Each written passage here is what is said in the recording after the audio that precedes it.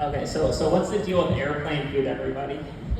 No, I'm just kidding. I'm just kidding. Okay, knock knock. Who's there? So you know how when you're a kid, parents can get really mad at you and you have like a shortened name. Like my name's Josh, but my full name's Joshua. So when my parents got really mad at me, they'd be like Joshua, or like if they were really mad, they'd be like Joshua Edward, because my middle name's Edward. So I was thinking.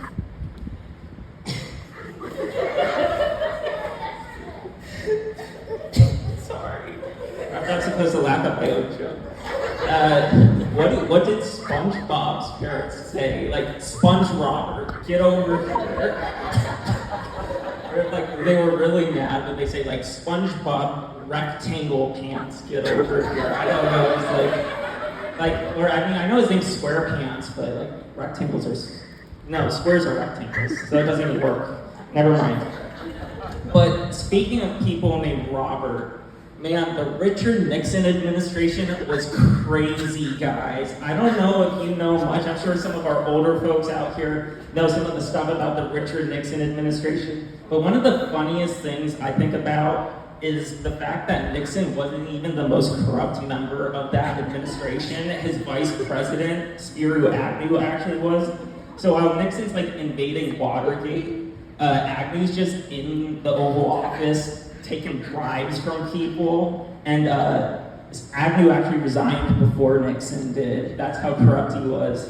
So that's how Gerald Ford, president after Nixon, came into being, because Ford's Secretary of State, sorry, it's kind of loud. Secretary of State goes into VP because our VP just resigned. But wait, Watergate, Nixon's out of the picture. He's like, peace out, you know? And so all of a sudden they're like, okay, Ford, you're up to bat, buddy. And he's like, oh crap, I'm not. Well, actually, I don't know what was going through his head. But clearly nothing great, considering he's the only person to have never actually been elected to the office of president. He ran again, but then my guy, Jimmy Carter, came and beat him, and then Ronald Reagan sadly took the crown from him. Screw Ronald Reagan. Sorry, everybody, but Reagan was a bad president.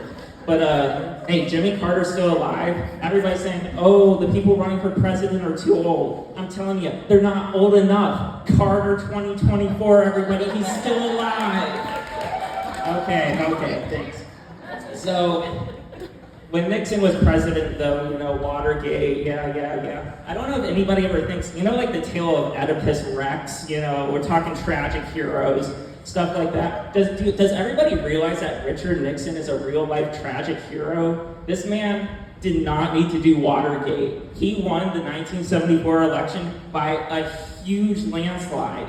He did so well that he had no reason to steal any information from the Democrats at the Watergate Hotel. Like, I think he was doing polling information, stuff like that. This man sabotaged himself out of a second term. He was the undoing of himself. That's legit a tragic hero. But he wasn't really a hero. He did do the EPA though. So one of my last things I was saying, then I'll get off the stage, was that, you know, so the space race, you know, it started with Kennedy mostly. We're talking like 1962. He's like, we're going to the moon, and then bang, sorry Kennedy, you're out of the picture. LBJ steps into the picture. Okay, 1969, we make it to the moon, and then, you know, Nixon sends us to the moon. And we keep going through the 80s. We're going into space and all that. But that's kind of besides the point. You know, we always get all these, UFO sightings, all that. People always like thinking like, I'm seeing aliens. Everybody, do we realize that there's no reason aliens would ever come to our planet? Think about how intelligent a creature would be. The nearest star to us is 4 light years away, but we obviously know that there's no intelligent life 4 light years away. You'd have to travel millions and millions of light years.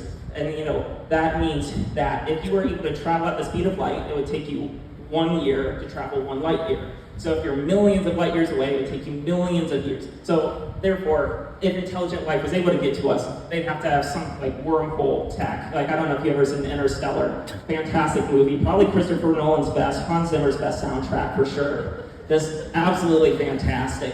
But in that movie, they used wormholes to go and bunch of stuff goes down. It's really sad. You should watch it. Oh, it's happy also though. But Matthew McConaughey, fantastic. He's like, Merv, Merv, Merv, and she's like, what? I can't hear you, but I'm gonna look at this watch for Morse code.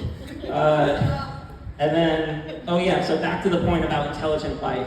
It's very egotistical and narcissistic to think that aliens would have interest in us because they'd be so much smarter. We would be like ants to them. But, so my point is like, humans, come on, we're kind of egotistical to think about that. But besides the point, now I want to talk about myself. Okay, thanks everybody, that's my set.